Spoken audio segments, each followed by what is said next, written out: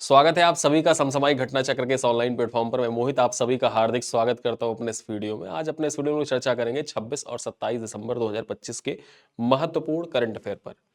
ये current affair आपकी परीक्षा के दृष्टिकोण से बेहद इंपॉर्टेंट होते हैं और डेली शाम को 7:30 बजे वीडियो क्लास आपको मिल जाती है।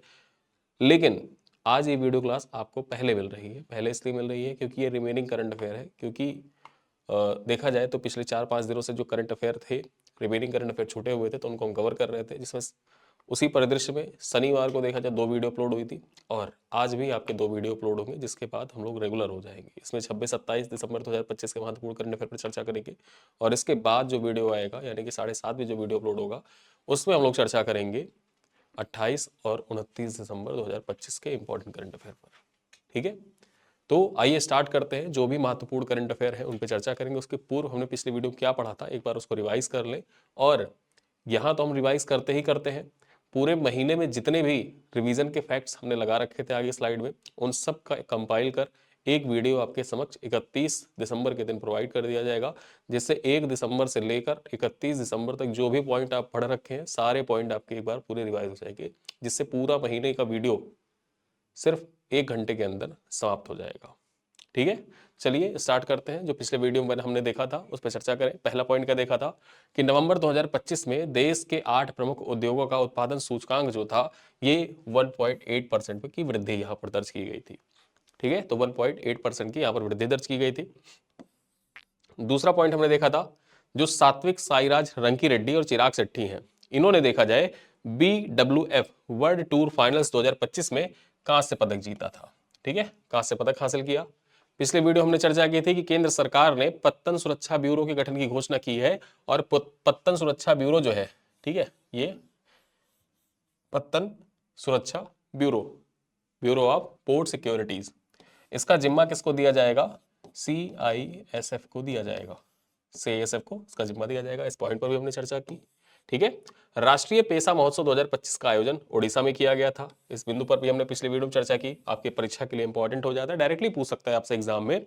देखा जाए तो ये जो रिवीजन के फैक्ट्स होते हैं आगे जो लगे होते हैं, वन लाइनर फैक्ट, ये आपकी परीक्षा में डायरेक्टली पूछे जाने वाले जो सवाल बन सकते हैं, सीधे सीधे वही सवाल वन लाइनर फॉर्मेट में आपके समक्ष प्रस्तुत कर दिया जाता है, जिससे अंदर आप पूरा फैक्ट पढ़ते हैं, कथन कारण में पूछे या मिलान में पूछे, सुमेलित करने के लिए पूछे, वो सारी चीजें आपकी कवर हो जाती है।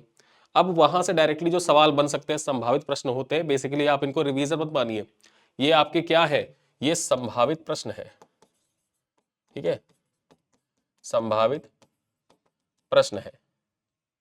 अब जैसे पूछ लिया आपसे, डायरेक्टली पूछे कि राष्ट्रीय पेशा महोत्सव 2025 का आयोजन कहां पर किया गया? ओडिशा में किया गया था।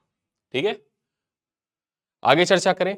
आकाश एनजी मिसाइल प्रणाली की जो उपयोगकर्ता मूल्यांकन है, उपयोगकर्ता मूल्यांकन का सफल परीक्षण DRDO के द्वारा किया गया। ये आकाश एनजी मिसाइल जो है इसको किसके द्वारा विकसित किया गया है? DRDO के द्वारा विकसित किया गया है। ठीक है, लास्ट वीडियो में हमने चर्चा की थी कि उत्तर प्रदेश सरकार के द्वारा जो अनुपूरक बजट प्रस्तुत किया गया है, तो डेट पूछ लेता है आपसे, कब प्रस्तुत किया गया अनुपूरक बजट। ठीक है, तो यहां पर सुरेश खन्ना के द्वारा प्रस्तुत किया गया था। सुरेश खन्ना के द्वारा प्रस्तुत किया गया। और कब प्रस्तुत किया गया? 22 दिसंबर के दिन प्रस्तुत किया गया था।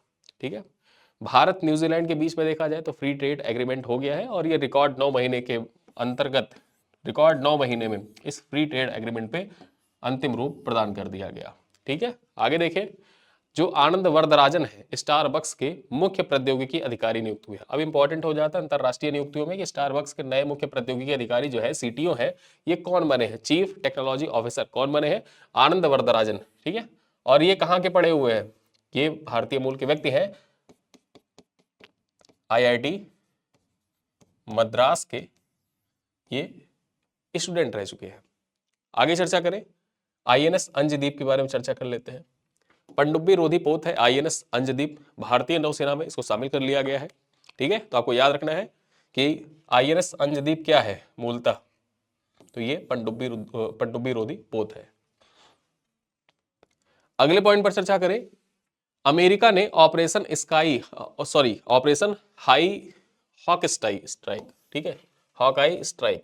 अब इंपॉर्टेंट ये हो जाता है, पूछ डायरेक्टली कि जो सीरिया में ISIS के ठिकाने थे, इन पर हमला करने के लिए, इन पर अटैक करने के लिए या जवाबी कार्रवाई करते हुए अमेरिका के द्वारा कौन सा ऑपरेशन लॉन्च किया गया था? ठीक, तो इस ऑपरेशन का नाम क्या है? इस ऑपरेशन का नाम है ऑपरेशन हॉक आई स्ट्राइक। ठीक है, हॉक आई स्ट्राइक। आगे चर्चा करें। प्रधानमंत्री मोदी ने असम के नामरूप में यूरिया संयंत्र की आधारशिला रखी है। असम के नामरूप में देखा जाए तो यूरिया संयंत्र की आधारशिला रखी गई है। और इस बात का जिक्र देखा जाए तो हमारा बजट आया था ना, बजट में भी इसका जिक्र था, इस वजह से ये इंपॉर्टेंट हो जाता है। नामरूप कहाँ पड़ता है? नामरूप असम में पड़ता है। आगे चर्चा करें। स्मृति मंधाना जो है ये T20 अंतरराष्ट्रीय में 4000 रन पूरे करने वाली पहली भारतीय महिला बनी है। ठीक है, पहली भारतीय महिला 4000 रन पूरा करने वाली। अंतरराष्ट्रीय स्तर पर दूसरी बनी है जो सूजी बेट्स है। सूजी बेट्स पहली महिला है। ठीक है, अंतरराष्ट्रीय स्तर पर 4000 रन और मतलब 4000 रन बनाने वाली। और वहीं पर अंतरराष्ट्रीय T20 में देखा जाए तो भारतीय महिला कौन सी है? स्मृति मंधाना है, जिन्होंने 4000 T20 रन बनाए हैं। ठीक है, आगे चर्चा करें। जय शाह को NDTV Indian of the year 2025 में संगठनात्मक नेता ऑफ द ईयर यानी कि देखा जाए तो organisational leader of the year के अवार्ड से सम्मानित किया गया। परीक्षा पूछ सकता है कि हाल ही में देखा जाए निम्नलिखित में से किस व्यक्ति को एनडीटीवी के द्वारा organisational leader of the year award से सम्मानित किया गया। उनका नाम क्या है? उनका नाम है जय शाह। ठीक है, अब आइए चर्चा करते हैं। ये तो पॉइंट हो गए जिनको हमने पिछले वीडियो में अपने चर्चा की थी, वो सारे पॉइंट हो गए। अपने इस वीडियो में देखते हैं। सबसे पहले हम लोग नीति आयोग की एक रिपोर्ट है। ठीक है, भारत में उच्च शिक्षा के अंतरराष्ट्रीयकरण पर नीति आयोग की रिपोर्ट जारी हुई है। इस रिपोर्ट में चर्चा करें तो नीति आयोग ने भारत में उच्च शिक्षा का अंतरराष्ट्रीयकरण, संभावनाएं, क्षमता और नीतिगत सिफारिशों के नाम शीर्षक से एक विस्तृत रिपोर्ट जारी की है, जो 2047 तक भारत की वैश्विक शिक्षा केंद्र के रूप में स्थापित करने की रणनीतियों पर प्रकाश डालता है। ठीक है, कि 2047 तक भारत की देखा जाए तो वैश्विक शिक्षा केंद्र के रूप में स्थापित करने के उद्देश्य से कौन कौन सी रणनीतियां हैं, उन रणनीतियों पर प्रकाश डाला गया है। और इस रिपोर्ट को आप मुख्य परीक्षा, भारत में शिक्षा व्यवस्था से संबंधित अगर सवाल आपकी मुख्य परीक्षा में पूछा जाता है तो आप जो भारत का विजन है भविष्य के लिए कि हमारा विजन क्या है, आप सिर्फ यहीं तक सीमित नहीं रहेंगे कि न्यू एजुकेशन पॉलिसी आई थी 2020 में, उसका इंप्लीमेंट किया जाएगा, ऐसे किया जाएगा, वैसे किया जाएगा। उन सब चीजों से इतर सबसे बेहतरीन चीज यह है कि भारत में उच्च शिक्षा का अंतरराष्ट्रीयकरण, संभावनाएं, क्षमता, नीतिगत सिफारिशें नीति आयोग की रिपोर्ट में भारत का 2047 तक का जो विजन है उसको प्रस्तुत किया गया है कि किस प्रकार से भारत की शिक्षा व्यवस्था को अंतरराष्ट्रीयकरण किया जाएगा, अंतरराष्ट्रीय स्तर पर प्रसारित किया जाएगा। उन सारी चीजों का खाका इस रिपोर्ट में बताया गया है और उसी रिपोर्ट के बारे में यहाँ पर जानकारी। यहाँ पर देखा जाए यह रिपोर्ट 160 उच्च शिक्षा संस्थानों के सर्वेक्षण और वैश्विक विशेषज्ञों के इनपुट पर आधारित है।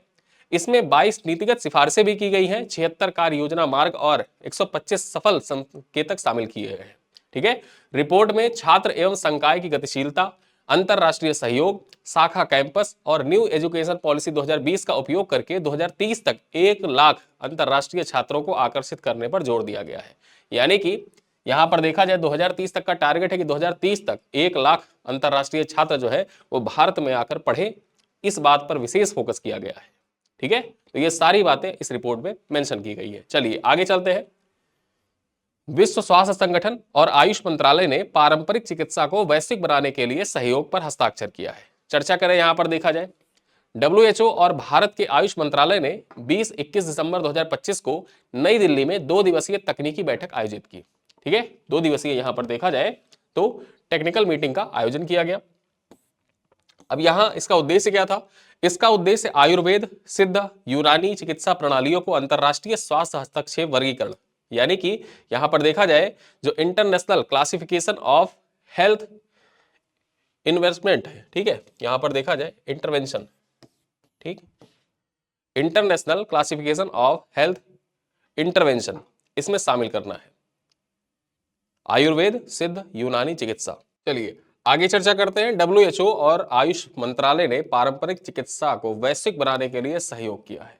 अब यहां पर चर्चा करें, WHO और भारत के आयुष मंत्रालय ने 20-21 दिसंबर 2025 को नई दिल्ली में 2 दिवसीय तकनीकी बैठक का आयोजन किया था।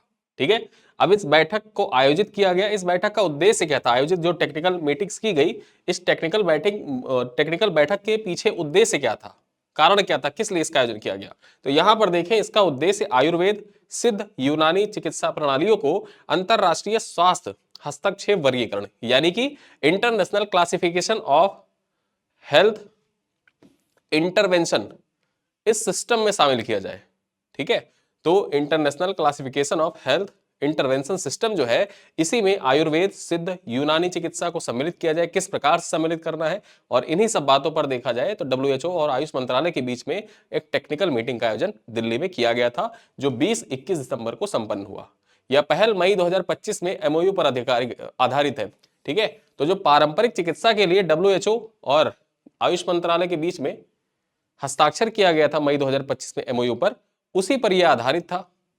ठीक है, पारंपरिक चिकित्सा को मानकीकृत, वैज्ञानिक और वैश्विक मान्यता दिलाने की दिशा में एक महत्वपूर्ण कदम इसको माना जा रहा है। अगले पॉइंट पर चर्चा करें तो यहां पर अगला पॉइंट रिलेटेड है एक बुक्स से, और आप जानते ही हैं जो बुक्स वाला सेक्शन है ये आपके परीक्षा के लिए बहुत महत्वपूर्ण हो जाता है, इंपॉर्टेंट पॉइंट हो जाता है, सवाल आपके परीक्षा में पूछे जाते हैं यहां से। अब एक किताब है कि पुस्तक है सनातन संस्कृति की अटल दृष्टि। ठीक है, किताब का नाम क्या है? सनातन संस्कृति की अटल दृष्टि। अब ये किताब किसने लिखी है, किसके द्वारा विमोचन किया गया है, इन सारे पॉइंट पर हम चर्चा करेंगे। देखा जाए तो उपराष्ट्रपति श्री सीपी राधाकृष्णन, ठीक है, उपराष्ट्रपति कौन है? सीपी राधाकृष्णन है। इनके द्वारा नई दिल्ली के उपराष्ट्रपति आवास में राजस्थान के विधानसभा अध्यक्ष है और लेखक वासुदेव देवनानी। ये वासुदेव देवनानी कौन है? ठीक है, राजस्थान विधानसभा के अध्यक्ष है, और इन्हीं के द्वारा किताब लिखी गई सनातन संस्कृति की अटल दृष्टि। इस किताब का विमोचन किया गया। उन्होंने इसे अटल बिहारी वाजपेयी की जन्म शताब्दी वर्ष के अवसर पर समयोचित श्रद्धांजलि बताते हुए उनके सुदृढ़ नेतृत्व, सुशासन और राष्ट्र निर्माण योगदान पर प्रकाश डाला है। बेसिकली यहां पर आप देखेंगे सनातन संस्कृति की अटल दृष्टि, ये जो किताब है, इस किताब को जो विमोचन किया गया है वासुदेव देवनानी ने लिखा है, और ये किसके ऊपर लिखी गई किताब है? तो ये अटल बिहारी वाजपेयी, भारत के पूर्व प्रधानमंत्री अटल बिहारी वाजपेयी जी के ऊपर लिखी गई किताब है। आगे चर्चा करें, इसमें पोखराण 2, ठीक है, जो पोखराण 2 हुआ था, राज्य पुनर्गठन, समावेशन, विकास पहल और आधुनिक भारत को आधार बने प्रमुख इंफ्रास्ट्रक्चर परियोजनाओं पर विशेष रूप से रेखांकित किया गया कि जो अटल जी के कार्यकाल में जो जो महत्वपूर्ण कार्य हुए थे, जैसे पोखराण 2 टेस्ट किया गया, राज्यों का पुनर्गठन किया गया, 3 राज्य बने। ठीक है, फिर उसके बाद में देखा जाए समावेशी विकास पहल हुए, आधुनिक भारत के आधार बने प्रमुख इंफ्रास्ट्रक्चर परियोजनाएं हैं उन पर फोकस किया गया। तो उन सारे बातों पर यहां पर इस किताब में मेंशन किया गया है। ठीक है, चलिए आगे देखते हैं। अगली खबर क्या है? अगली खबर है वन्यजीव ट्रेन टकराव रोकने के लिए भारतीय रेलवे के द्वारा अपनाई गई एआई तकनीकी के बारे में चर्चा करते हैं।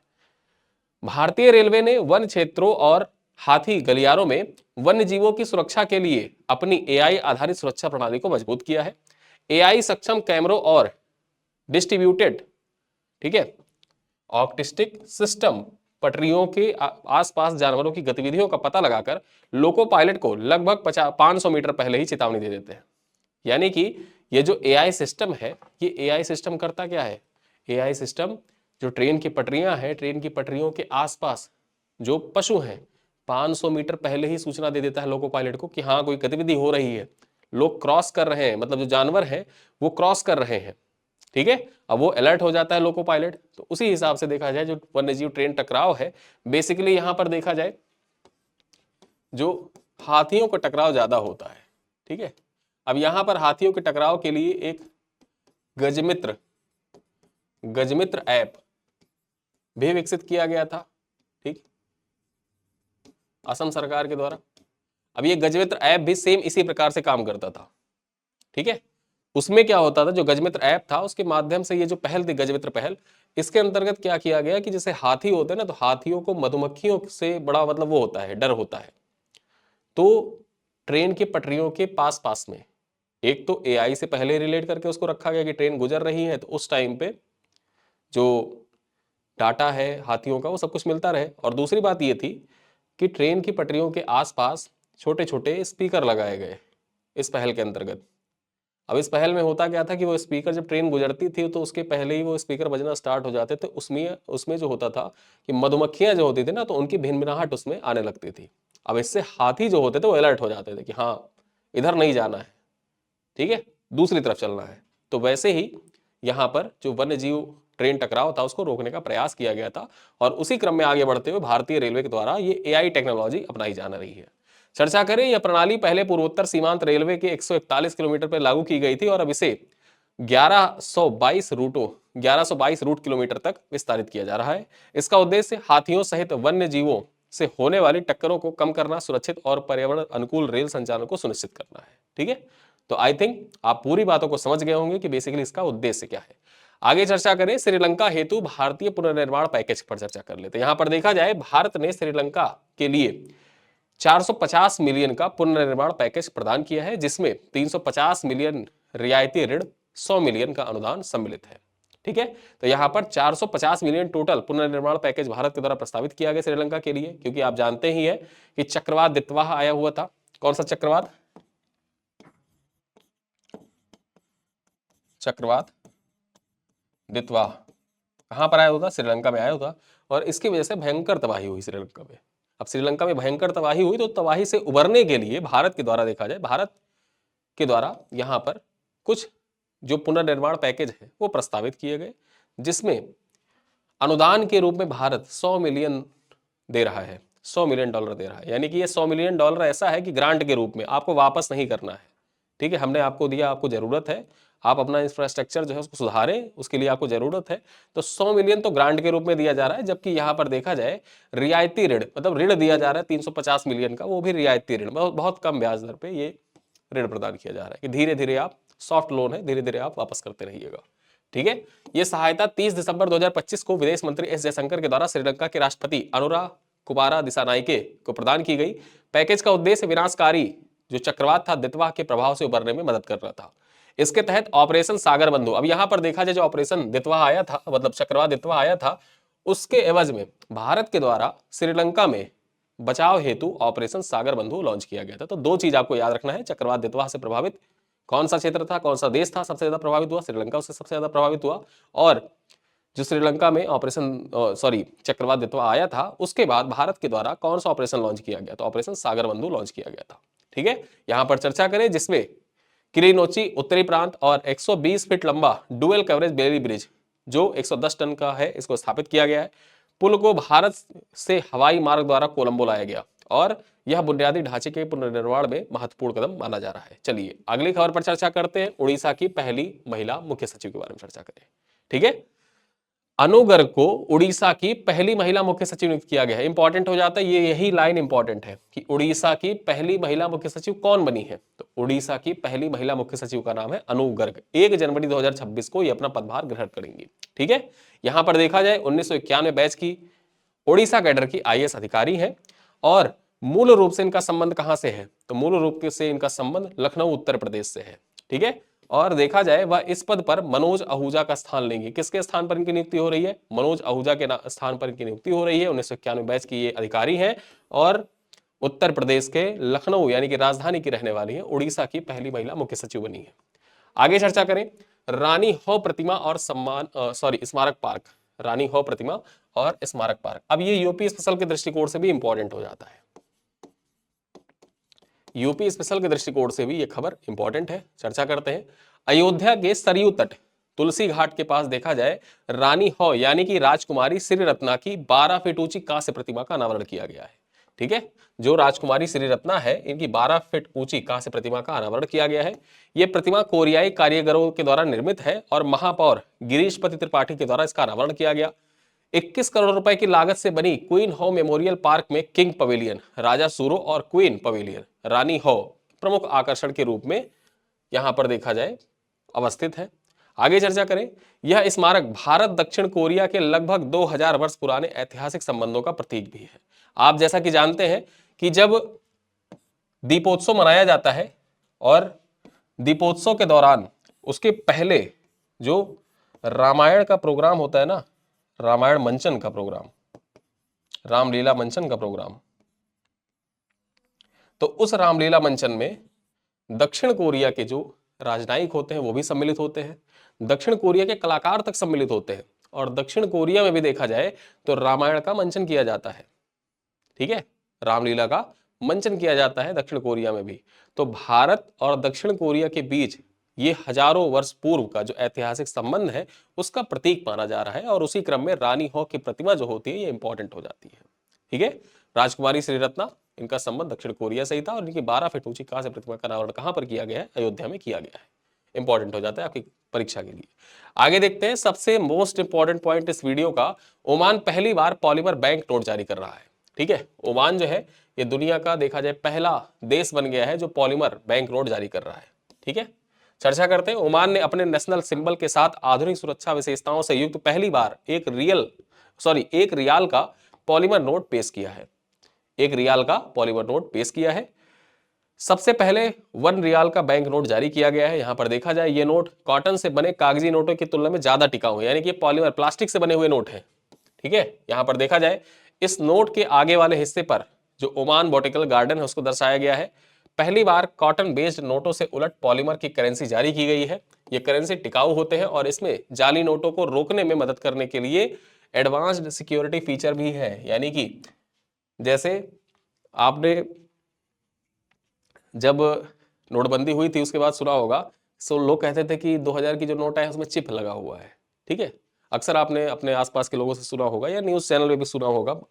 बड़े बड़े न्यूज़ चैनल एजेंसियां भी क्लेम करती थी उस टाइम पे कि 2000 के नोट में चिप लगा हुआ है। वहाँ तो नहीं लगा था, लेकिन यहाँ वाले में जो नोट है, पॉलीमर का जो नोट है, वो एडवांस फीचर से लैस है। ठीक है, एडवांस सिक्योरिटी फीचर से लैस है, जिससे होगा क्या कि जो नोट है, जाली नोट का चलन उसको रोका जा सकता है। ठीक है, और ओमान ऐसा करने वाला पहला देश बन गया है। ओमान में ये नए नोट जो है ये 11 जनवरी 2026 से चलन में आ जाएंगे। चलिए आगे चर्चा करते हैं। अमेरिका में भारत का वाणिज्य दूतावास केंद्र जो है ये वापस से शुरू हो गया है। जहां पर चर्चा करें, अमेरिका के लॉस एंजल्स में नया Indian consular application centre start हुआ है। ठीक है, लॉस एंजल्स में Indian consular application centre launch किया गया है। यहां पर देखा जाए अमेरिका में अब तक ऐसे 17 केंद्र खोले जा चुके हैं। अमेरिका में रहने वाले 53 लाख भारतीय प्रवासियों को इसका फायदा मिलेगा। नया इंडियन काउंसलर एप्लीकेशन सेंटर से पासपोर्ट और visa application, overseas citizenship of India, police clearance certificate, global entry programme, ठीक है, ग्लोबल एंट्री प्रोग्राम जैसी सुविधाएं एक ही जगह पर मिलना स्टार्ट हो जाएंगी। तो इस दृष्टिकोण से इंपॉर्टेंट हो जाता है। आगे चर्चा करते हैं। दिल्ली में 100 अटल कैंटीन की शुरुआत की गई है। अब ये जो अटल कैंटीन है इनकी शुरुआत कब की गई? 25 दिसंबर के दिन। 25 दिसंबर को हर साल सुशासन दिवस मनाया जाता है। यहाँ पर चर्चा करते हैं। देखा जाए तो अटल कैंटीन को खास तौर पर दिहाड़ी मजदूरों, श्रमिकों और कम आय वाले लोगों के लिए शुरू किया गया है। 25 दिसंबर को पूर्व पीएम अटल बिहारी वाजपेयी जी की 101वीं जयंती पर नई दिल्ली में 100 अटल कैंटीन शुरू करने का ऐलान किया गया। इसके पहले फेज में 45 कैंटीन जो है ये 25 दिसंबर को ही शुरू कर दिए गए और जो बाकी है उनको धीरे धीरे स्टार्ट किया जाएगा। इस कैंटीन की खासियत ये है कि यहाँ पर 5 रुपए में खाना मिलेगा। ठीक है, तो कितने अटल कैंटीन स्टार्ट किए गए हैं? 100 अटल कैंटीन। कहां पर? दिल्ली में स्टार्ट किया गया है। आगे चर्चा करते हैं। सेबी ने राजमार्ग इंफ्रा इन्वेस्टमेंट ट्रस्ट को मंजूरी प्रदान की है। अब ये जो राजमार्ग इंफ्रा इन्वेस्टमेंट ट्रस्ट है इसके बारे में आइए चर्चा करते हैं। यहां पर देखा जाए भारतीय प्रतिभूति और विनियामक बोर्ड यानी कि सेबी ने भारतीय राष्ट्रीय राजमार्ग प्राधिकरण एनएचएआई के राजमार्ग इंफ्रा इन्वेस्टमेंट ट्रस्ट को इंफ्रास्ट्रक्चर इन्वेस्टमेंट ट्रस्ट के रूप में मान्यता दे दी है। ठीक है, अब यहां पर देखा जाए तो एनएचएआई के मेंबर फाइनेंस के रूप में कार्य कर रहे हैं एनआरवीवीएम के राजेंद्र कुमार। इनको देखा जाए इन्वेस्टमेंट मैनेजर कंपनी के एमडी और सीईओ बनाया गया है। इस मंजूरी के बाद नेशनल हाईवे को बनाने और डेवलप करने में घरेलू इन्वेस्टर अपना पैसा लगा सकेंगे। जो डोमेस्टिक इन्वेस्टर होते हैं वो भी अब नेशनल हाईवे को बनाने में और उनको डेवलप करने में पैसा इन्वेस्ट कर सकते हैं। ठीक है, ये स्कीम आम लोगों को नेशनल हाईवे प्रोजेक्ट में इन्वेस्ट करने का मौका देगी, जहां रिटेल और घरेलू इन्वेस्टर सीधे हिस्सा ले सकेंगे। जैसे आप शेयर खरीदते हैं ना, शेयर होल्डर बनते हैं, सेम वैसे ही आप यहाँ पर इन्वेस्टमेंट भी कर सकते हैं। नेशनल हाईवे बन रहा है, आप उसमें इन्वेस्टमेंट करिए और उसके बाद में जब टोल वगैरह से जब पैसे वसूल मतलब वापसी आएंगे तो आपके पैसे धीरे धीरे मिलते रहेंगे। ठीक है, जिस तरह आप म्यूचुअल फंड में पैसा लगाते हैं उसी तरीके से अब आप सड़कों पर पैसा लगा पाएंगे और गाड़ियों से वसूले जाने वाले टोल टैक्स की कमाई में आपको हिस्सा मिलेगा। ठीक, और इसी वजह से देखा जाए ये पॉइंट इंपॉर्टेंट हो जाता है। राजमार्ग इंफ्रा इन्वेस्टमेंट ट्रस्ट जो है इसको मंजूरी प्रदान कर दी गई है सेबी के द्वारा। चलिए आगे चर्चा करते हैं। केंद्र सरकार ने 3 नई एयरलाइंस को मंजूरी प्रदान की है। ठीक है, केंद्र सरकार ने एविएशन सेक्टर में कंपटीशन को बढ़ाने और बड़ी एयरलाइनों पर निर्भरता कम करने, अभी आपने देखा होगा इंडिगो का जो केस आया था, इंडिगो का केस जो आया उसकी वजह से देखा जाए पूरी एयरलाइन व्यवस्था ठप पड़ गई थी। इंडिगो अपनी मनमानी कर रहा था और उसी क्रम में जो केंद्र सरकार है, केंद्र सरकार के द्वारा कहा गया कि 3 नई एयरलाइंस जो है इनको मंजूरी प्रदान की जाए, जिससे कंपटीशन भी बढ़ेगा और बड़ी एयरलाइन जो है उन पर निर्भरता भी धीरे धीरे कम होगी। यहां पर देखा जाए तीनों का नाम क्या है, संघ एयरलाइन, अल हिंद एयर, संघ एयरलाइन, अल हिंद एयर, फ्लाई एक्सप्रेस, ये तीनों यहां पर देखा जाए तो नई एयरलाइन है और इनको नो ऑब्जेक्शन सर्टिफिकेट यानी एनओसी जारी कर दी गई है सरकार के द्वारा। ये मंजूरी भारतीय एविएशन सेक्टर में कंपनियों के विकल्पों को बढ़ाने के लिए की गई है। एयरलाइन 2026 की पहली तिमाही में अपनी उड़ानें शुरू कर देंगी। अगले 2 से 3 साल में बेड़े में 20 से 25 विमान को शामिल करने का लक्ष्य भी रखा गया, यानी कि हर एयरलाइन अपने बेड़े में 25 से, यहाँ पर देखा जाए 20 से 25 नए विमान सम्मिलित करे, ये लक्ष्य भी रखा गया है। ठीक है, और यहाँ पर देखा जाए इंपॉर्टेंट पॉइंट क्या हो जाता है कि जो संघ एयरलाइन है, संघ एयर का संबंध कहाँ से है, उत्तर प्रदेश से है, और अल हिंद एयर है, इसका संबंध कहाँ से है, इसका संबंध केरल से है। अल हिंद किसी विदेशी कंपनी का नहीं है कि आप अल हिंद देख रहे हैं तो किसी विदेशी कंपनी का होगा, ठीक है, सऊदी वगैरह का लग रहा है, नहीं, ये केरल की है। ठीक है, आगे चर्चा करें। सरकार का मानना है कि नई एयरलाइंस के आने से यात्रियों की बेहतर सेवा और ज्यादा विकल्प मिलने के अवसर प्रदान होंगे। आगे देखें अपने अंतिम खबर पर, गूगल की पेरेंट कंपनी अल्फाबेट ने इंट्रासेक्ट के साथ डील की है। ठीक है, तो गूगल की पेरेंट कंपनी है अल्फाबेट, इसने इंट्रासेक्ट के लगभग 39,500 करोड़ रुपए के खरीदने की डील को साइन कर लिया है। अल्फाबेट इससे एआई डेटा सेंटर और पावर कैपेसिटी को बढ़ाने के लिए काम करेगा। 2028 तक इसमें लगभग 10.8 गीगावाट इलेक्ट्रिसिटी प्रोडक्शन किया जाएगा। Intersect company solar battery storage product समेत बड़े डेटा सेंटर्स को इलेक्ट्रिसिटी देने का काम भी करती है। और यहां पर जो इंटरसेक्ट कंपनी है, जो बड़े बड़े जो कंपनियां होती हैं उनके डेटा सेंटर्स को इलेक्ट्रिसिटी प्रदान करती है, अब उसे किसने खरीद लिया है, गूगल की जो पेरेंट कंपनी है अल्फाबेट, उसने खरीद लिया है। ठीक है, तो ये थे कुछ आज के हमारे महत्वपूर्ण इंपॉर्टेंट पॉइंट्स, तथ्य जिन पे हमने चर्चा की। अब यहाँ पर कुछ प्रश्न आपके लिए हैं, जिन प्रश्नों का उत्तर आप कमेंट बॉक्स में दीजिएगा। पहला सवाल क्या है, पहला सवाल ये है कि संघ एयर का संबंध निम्नलिखित में से किस राज्य से है। संघ एयर का संबंध किस राज्य से है, उत्तर प्रदेश से है, केरल से है, तमिलनाडु से है या महाराष्ट्र से है। क्वेश्चन नंबर 2 है कि राष्ट्रीय गणित दिवस प्रतिवर्ष किस तिथि को मनाया जाता है, किस तिथि को राष्ट्रीय गणित दिवस मनाया जाता है, 22 दिसंबर को, 23 दिसंबर को, 24 दिसंबर को या 26 दिसंबर को। क्वेश्चन नंबर 3 है सुशासन दिवस प्रतिवर्ष किस तिथि को मनाया जाता है, 24 दिसंबर, 25 दिसंबर, 26 दिसंबर या 28 दिसंबर। और अंतिम सवाल क्या है, ओडिशा राज्य की पहली महिला मुख्य सचिव अनु गर्ग का संबंध किस राज्य से है। बेसिकली किस राज्य के मूल निवासी है, उत्तर प्रदेश की, ओडिशा की, राजस्थान की या महाराष्ट्र की। ठीक है, तो ये 4 प्रश्न हैं, इन चारों प्रश्नों का उत्तर आप कमेंट बॉक्स में दीजिएगा। वीडियो कैसा लगा आप कमेंट बॉक्स में बता सकते हैं, और इस वीडियो के तुरंत बाद आपको देखा जाए 7:30 बजे अगला वीडियो आपको मिल जाएगा। इसी के साथ इस वीडियो को करते हैं पर समाप्त। मिलते हैं अगली क्लास में, तब तक के लिए बहुत बहुत धन्यवाद।